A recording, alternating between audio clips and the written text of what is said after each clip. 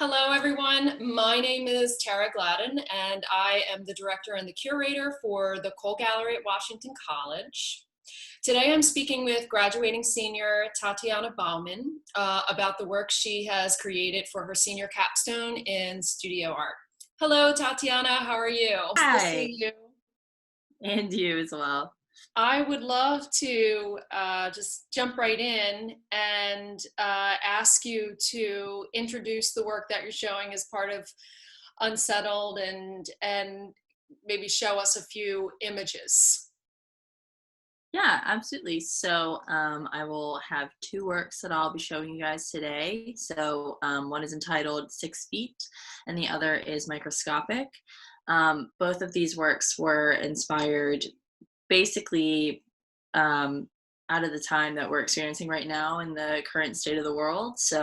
I was thinking a lot about how we have to change how we've been instructed to change our daily lives for not only the benefit of ourselves, but for that of others. And I've really been focused on this topic of isolation. And I tend to use ephemeral elements in my works, as you'll see, but just sort of thinking about that and how we interact and trying to offer a different metaphorical thought process for viewers, and also just different viewpoints for different things. Great. So Yeah, I would love to see some images and maybe tell us the title of the work as you move through them. yeah, absolutely.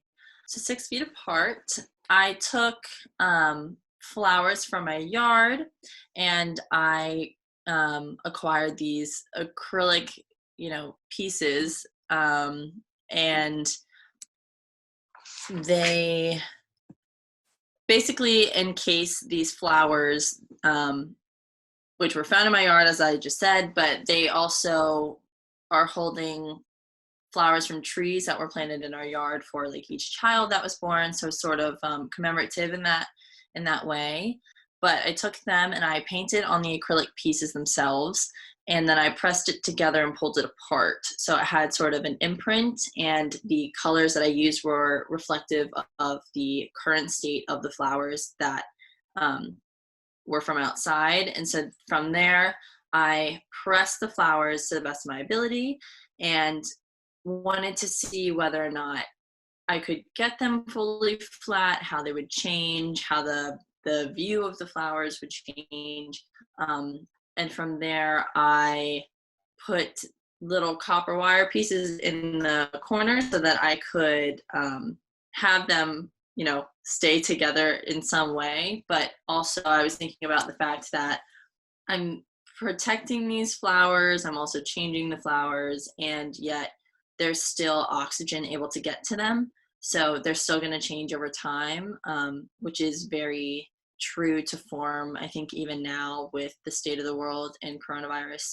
We're trying to protect ourselves and isolate ourselves, but we're always at risk. But I also I measured them out 6 feet apart from one another in regulation with the social distancing guidelines that we've been given and instructed to follow as well. So you took these flowers, you flattened them in plexi, and you also painted on the surface of the plexi. And then in addition to that, you laid them out on a road at 6 feet apart. In laying these pieces out on the road, what was your intention in putting them in a public space? Or were they intended to be seen by people, or was this purely meant to be, an installation? Are you working with any kinds of themes that have to do with perhaps disruption in laying them on the road for people to encounter? Can you talk a little bit about that choice? Yeah, absolutely. So that was actually something that I was trying to decide whether or not I wanted.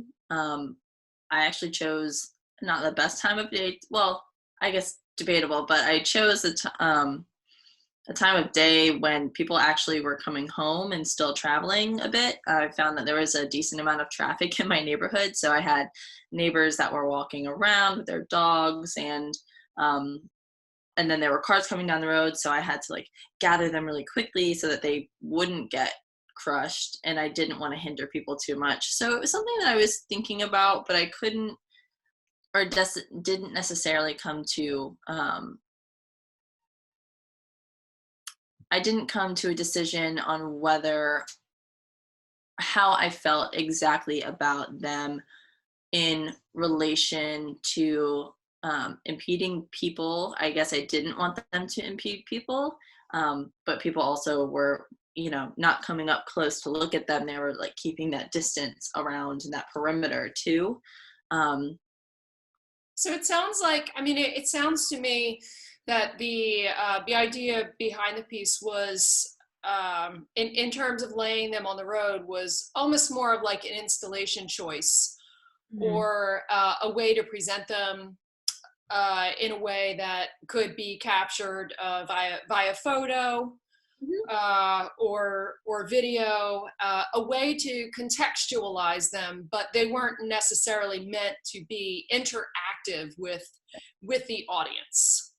Yeah, no, I would completely agree with that. And I mean, I place them in the road as, it's a form of travel. We walk on it all the time. It has, certain connotations with it anyway. And for where I am, in a very rural, open area, you can see all of the nature, which is also relative to the pieces inside of it. And it's at this sort of crossroad, near the stop sign. And it's personal to me because it's right outside of my house. And this is a road that I've walked on since I was 6 years old when I moved here. So, I mean, there are a lot of memories for it in that way. And there actually are 5 of them, which, thinking about it now, it might have been a subconscious choice because there are 5 of us, like kids.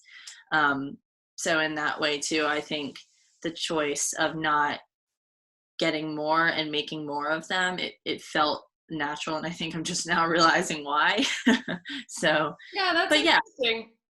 I also what has also just occurred to me in the conversation is that the way in which you're treating the road itself is as you would treat another material. So it's almost as if you're, you have conceptualized the road as a material, but as a material that also has a metaphorical meaning behind it. Something that is symbolic of movement, the movement of time, the movement of life, the history of your life and your family. And then the choice to make these 5 pieces that I guess in a way are representative of people in your family specifically. But then on top of that, the choice to use flowers that have come from trees that were also planted in as a celebration of life, specifically life of those in your family, it's a lot of really nice connections are being made in the work.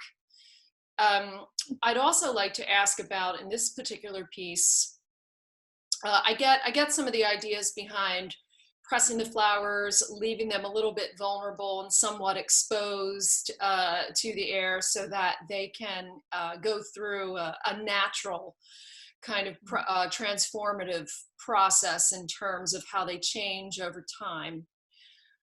What you're also working with is the addition of painting on top of that surface. And can you talk a little bit more about why you're using paint, or why you're painting on top of the surface? Sure. So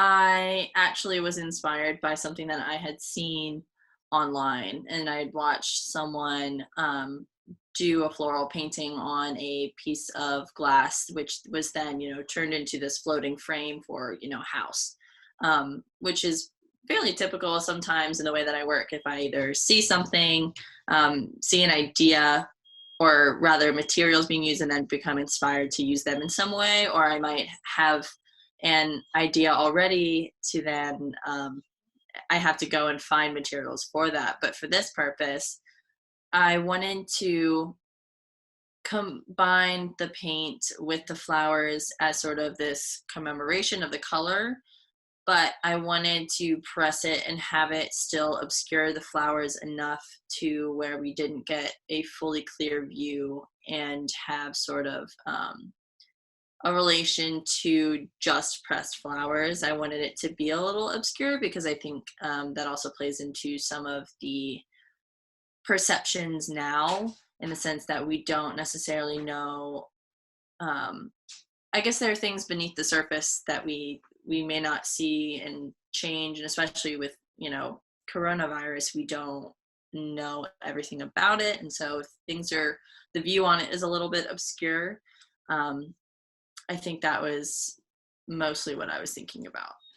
It also strikes me in a way that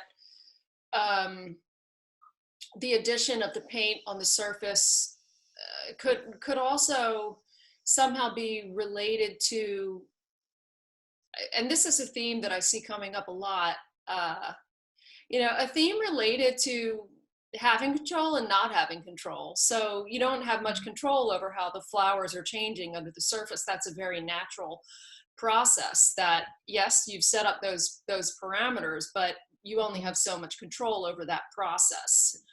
Whereas with the paint, that applying the paint and the way the paint looks and the way the paint interacts with the flowers beneath the surface is something you are very much in control of.